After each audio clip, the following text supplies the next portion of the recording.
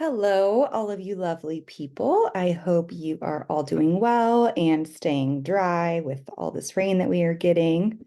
I'm kind of enjoying it. I haven't had to be out too much, so it's nice when you can just stay home and be cozy when it's raining outside.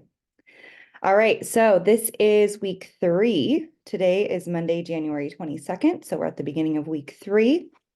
And let's take a look at a brief look at what we did last week.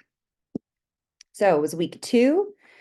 You had your first readings from the Lumen Learning website, which is essentially our textbook. So these were articles about different grammatical elements. And just a reminder that you need to read all of the articles that I have listed here. This doesn't necessarily match all of the articles that are in this module 5, for example, on Lumen Learning. So, but you do need to read and take notes or annotate all of these. I also did want to say that I think for the Lumen Learning articles, they're going to tend to be more, like here 12 is probably an average number, anywhere from maybe 7 to even upwards closer to 20 articles sometimes. I think you probably did notice though that some of these are a lot shorter, especially when there's like an introduction to something. Um, so if it were me, I think it would be faster to take notes for these articles rather than downloading or trying to convert everything to PDFs and then annotate and then upload them. So if you're finding annotations to be really time consuming and cumbersome, then I'd encourage you to maybe try for the next set, try taking notes and see how that works. I also wanted to bring your attention to the annotations and notes thread discussion. I will be offering extra credit points if you post here and offer helpful information or share what you're doing and how you're doing it, because I think it's really helpful just for other classmates to see, what their options are and what can work for them. So we've got several people already posting here. Um, a couple different apps are options. I also posted this example of a student who is typing her notes. So she's typing some notes, highlighting certain quotes that she thought stood out to her, she wants to remember. She's also even including screenshots of the activities so she can show me that she's completing those, which is awesome. Um, Google Docs is another option, although I believe you have to copy and paste the content into each Google Doc and then you use the annotation tool and save that and then upload it. Another person is saying here, Mandolin is saying that she's using Adobe Acrobat Reader. However, you do need a subscription. So if you already have a subscription, that could be an option. I think also too, I wanted to share, let's see down here. Here's another option. I found this website called ilovepdf.com and it is completely free. Let me show you what it looks like.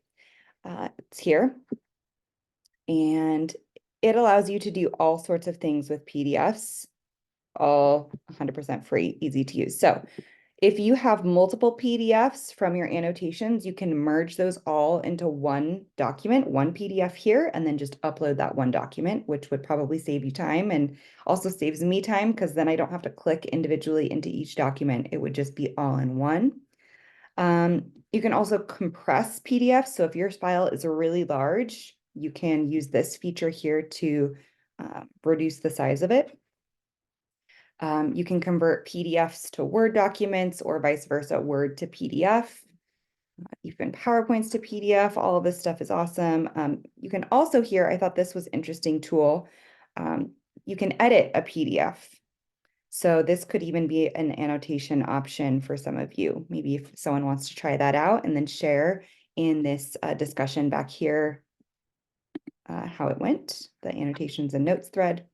Also back to the I Love PDF website, you can also convert HTML to PDF. So I think that if you go in to Lumen Learning and copy the URL, then it will automatically convert that page to a PDF for you. And then I think it would be a lot easier to annotate it from there. So I highly encourage you to check out these different tools here and see if something can make your life a little bit easier, make those annotations a little bit easier. I think that would be really helpful. Sorry, let's see. Yes. So yeah, I think that feature of the converting the web page to the PDF can be really helpful for some of you who are having to copy and paste and then save as PDFs and things like that. So yes, I hope that makes sense. And please share your experience and share what you're doing in that discussion. You'll get 3 points. Sorry, let me go back here. You'll get 3 points for helpful information. Then I may also give points if you're responding to classmates and engaging that way. So these would be extra credit towards your participation grade points. Okay, back to week 2. We just discussed that. So your professional emails were due on Friday. And that is my goal today and the next couple of days is to sift through all those, reply to you, and grade them. I do want to apologize if you've sent me a message or an email regarding just a general question or something else. They're kind of getting lost in all of the other emails. So please bear with me, and I appreciate your patience if you're waiting for a response there. You can always feel free to email me again or send me another message if I haven't responded to you. So, okay. You also needed to orient yourself with the next writing assignment, which is the writing assignment number 2 called narration, and read these 2 articles, which are for this writing assignment. Extra credit options down here. And here we are now, week 3. So by this Friday, you're going to need to read the articles here. So first is to view the MLA resources page and just familiarize yourself with the options and resources here. So this is for just overall general MLA formatting of any document, how to use and cite sources, and then what your works cited page should look like, and what elements you need to include. I've also found, so the MLA 9th edition, MLA Handbook, the 9th edition, which is the most recent edition, is available for free on the Internet Archive, which is, if you're not familiar, the Internet Archive is a really awesome resource. It's essentially like a free online library. And I believe you do need an account, which is free. So you can sign up for an account there. And yeah, you can access all sorts of books. So I don't require students to purchase the MLA handbook, but it is a really great resource. And if you do want to purchase it, by all means, please do. But you can also access it here. And this is going to tell you every single element about every single thing regarding formatting papers in MLA. The other resources above, especially the Purdue OWL website, the Purdue OWL website has a lot of great resources on there as well. So I would recommend that. And then for the rest of that assignment, you are going to read the content and watch the videos on this MLA format page from my website. Please take notes. So for this first one, you don't need to take notes on anything, just kind of look around, maybe click on a few links to see what those, resources look like. For the second option, you're going to read the content, watch the videos, and take notes. There are 6 sections on this page. So if you click here, it'll take you to my website, just kind of general information about MLA, what are the general formatting requirements, how to format your paper if you're using Google Docs here, if you're using Microsoft Word, watch that one. The works cited page, how to format that, what an entry should look like for your works cited page. In-text citations, right? What are they and what do they look like? How do you use them? So there's all sorts of information here about that. And then below there are some sample papers. So just, to kind of visualize everything, what it all looks like put together. and they are annotated. So it's pointing to certain elements and, telling you exactly what it includes, what it needs to include, and why. So there's one, and then there's another sample paper here with the same kind of idea. So highlighting the different information, spacing, just formatting, right? Works cited page. This is something that students always, multiple people inevitably mess this up. It's works cited, which is kind of an odd phrase, but I've seen all sorts of variations of this. And so it's works with an S and then cited. The W and the C both need to be capitalized. It's centered. It's not bold or underlined or anything like that. You also need this hanging indent, which I believe let's see, I believe the videos up here for the works cited page can walk you through that, or, just these videos are from YouTube, but YouTube is always a great resource if you want, somebody to walk you through it. I'm sure someone has done that. So, okay. So submit annotations or notes for that content. If you're really familiar with MLA format and you feel like this is just a review for you, I understand if your notes are not a lot. If MLA format is completely new to you, then I would encourage you to pay close attention and take notes, and especially refer back to these pages throughout the course as you're writing papers and familiarizing yourself. I remember, learning MLA, and then when I got to grad school, it had to be an APA, so you have to learn a whole other formatting system. And so I was constantly referring back to these types of resources to make sure I was doing everything correctly. And especially for, final drafts of really important papers. And when you go to submit like a master's thesis, they literally are looking at every single space and every single little detail. So it has to be completely perfect. So I have a very good eye. I can spot all of the errors and mistakes very easily. I've been doing this for a long time. So I think too with MLA, some students might think that like, what's the point? Okay, it's just like some formatting thing. But when you are able to properly format your paper, your works cited page, and your in-text citations, it makes reading your paper, number one, a lot easier. And it also, well, prevents you from plagiarizing because you're citing sources correctly. But I think the more important thing that I think anyways, is that it shows that you are paying attention to details and that you can take this direction and this information and then apply it to your own work.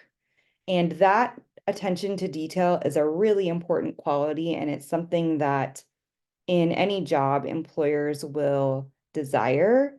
And if you can work on that skill through something like MLA formatting, it will hone your attention to detail for all sorts of other things. So just a little kind of practical, why does it matter? It kind of goes beyond the picture of just the MLA formatting itself. So, all right, moving on.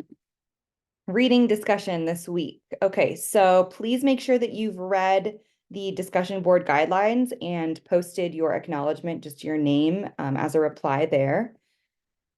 Also, you need to have read the Trelease reading and the Tancredi reading, my article, before you participate in this discussion. Okay, so by Friday, you need to post your answers to these questions. There are 5 questions, 4 required, 1, the last one is optional.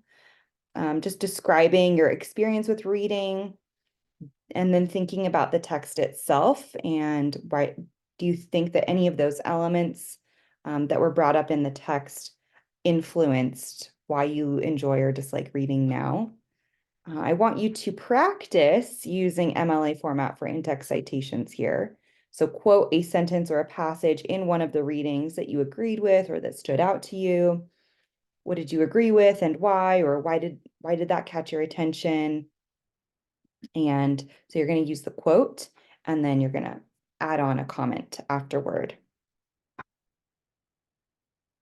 Okay, and then number 4, why is reading so important? And you can discuss 1 or 2 points from the readings about the importance of reading. And then for Monday, January 29th, you'll need to reply to 2 classmates between the time that you post your answers and the time that the final due date is due. So I think that's it for this. Let's go back to the week 3 page. All right, so by Friday, MLA format, post your answers to the questions. By Monday, reply to 2 classmates, and then the writing assignment number 2, the narration or summary of the 2 readings about reading is due. So this assignment, it is now open for submissions.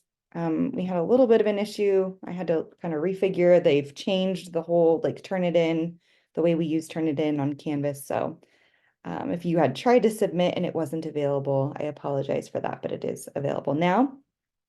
So you're going to write a summary of the Trelease and Tancredi readings. I believe I went over this last week. There is also a more in-depth video walking through the elements of this assignment.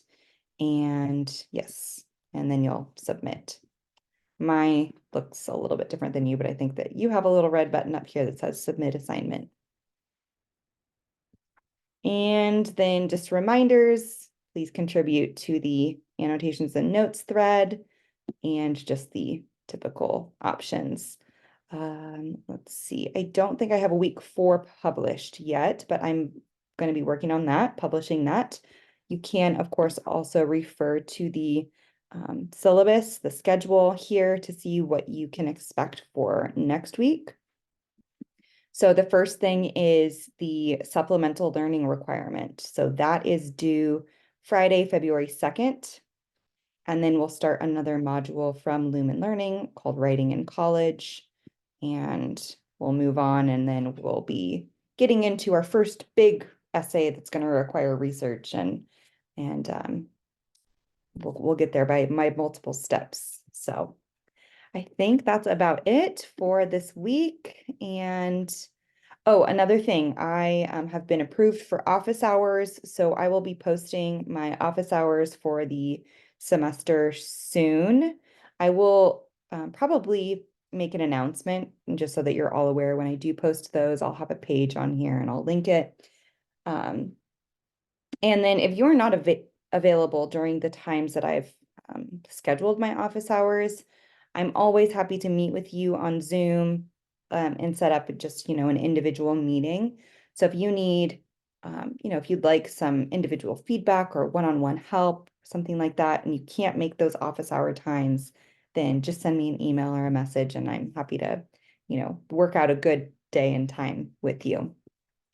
Okay, well, I hope you guys all have a great week and I will talk to you soon. Bye-bye.